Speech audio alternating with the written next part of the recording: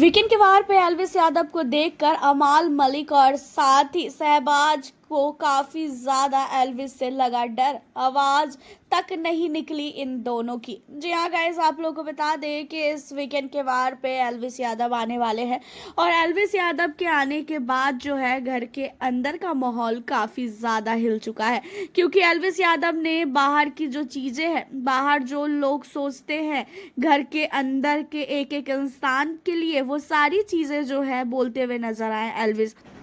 और हालांकि आपको तो पता ही है कि गौहर खान जब आई थी तो उसने भी अमाल को काफी कुछ बोला था, दोगला ओगला सब कुछ बोला था।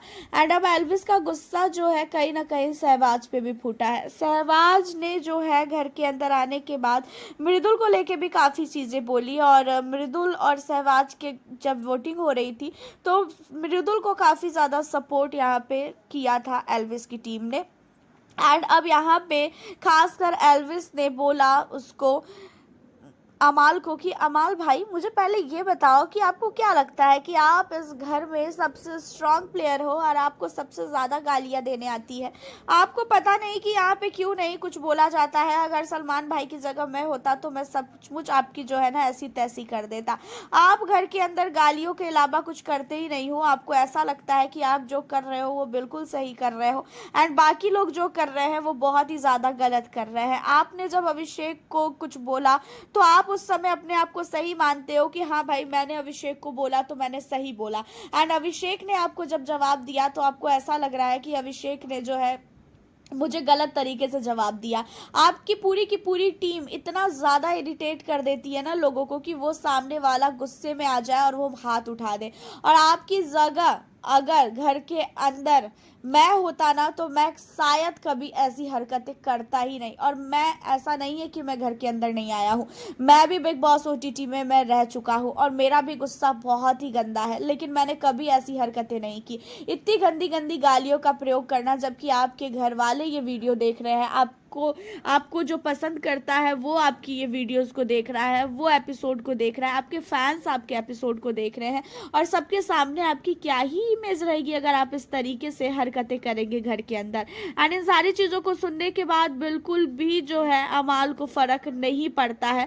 अमाल मलिक को कहते हुए नजर आते हैं एल्विस कि मैं अभिषेक के जगह होता ना तो मैं आपको इतना मारता, भले ही सो जाए भाड़ में, मुझे घंटा फर्क नहीं पड़ता है सो से, लेकिन अगर मेरे दोस्त की इज्जत पे आई है तो मैं कभी भी नहीं छोड़ता।